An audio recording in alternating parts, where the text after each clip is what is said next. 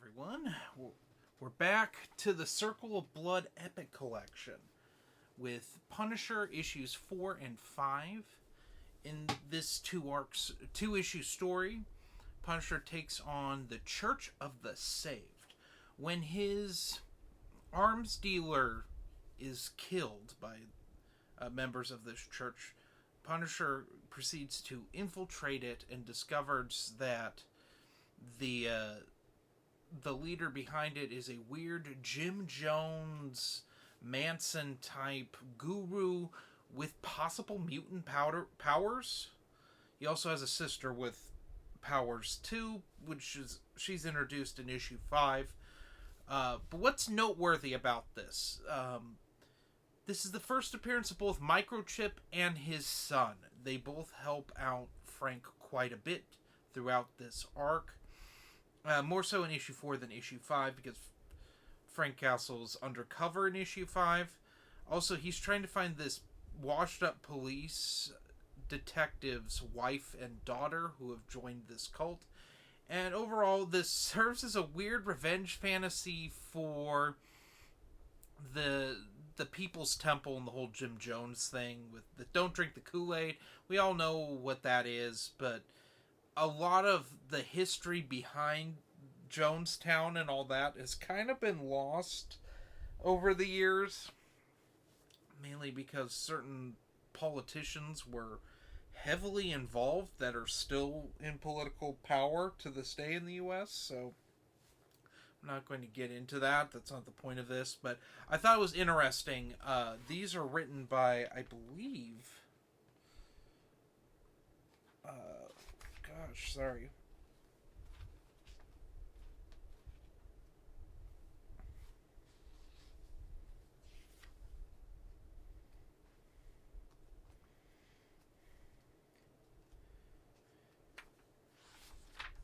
Mike Baron. Mike Baron's an interesting author on Punisher because he kind of gives a right-wing lean to these comics, which is kind of interesting, especially these days with Punisher, with what Jason Aaron did with the character. It's interesting getting that perspective where we're kind of Mike Baron tries to give a lot of different types of criminals for Punisher to go after. So we went from like not the Klan, the KKK in issue 3 to this. To in the next arc, you'll see a even different kind of criminal, which I think is quite interesting. I like it. I like Mike Baron's writing.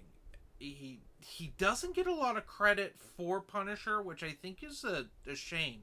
Typically, when we think of Punisher, we think, of course, Garth Ennis, and I'm one of them. Garth Ennis wrote probably the greatest 2 runs of, possibly 3 runs of Punisher of all time, and he keeps coming back to the character to do a little story here or there, and it's always welcome.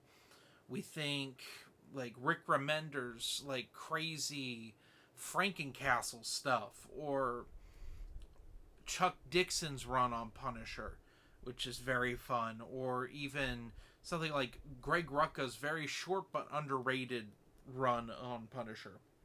We don't think of Mike Baron, and Mike Baron really defined what this character was, because honestly, with the exception of Circle of Blood, the first mini-series, a lot of the early Punisher stuff, like I said before when I went through all of that, when he appears in other stuff, it's very hit or miss, and the character just doesn't seem like it's ironed out properly.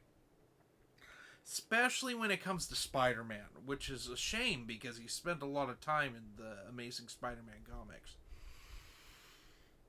But yeah, it's weird. But this Mike Baron really goes and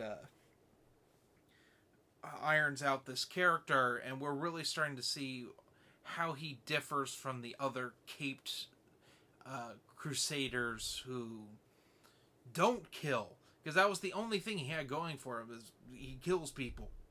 Okay, Batman did that in the Golden Age. What's the difference? And we're getting that here. Also, having Microchip and Microchip Junior here is a fun element to make sense of Punisher's intel sources, which I do like quite a bit. So anyway, what would I rank these two issues? I'd probably give them a good solid 4.5 out of 5. I really enjoyed them.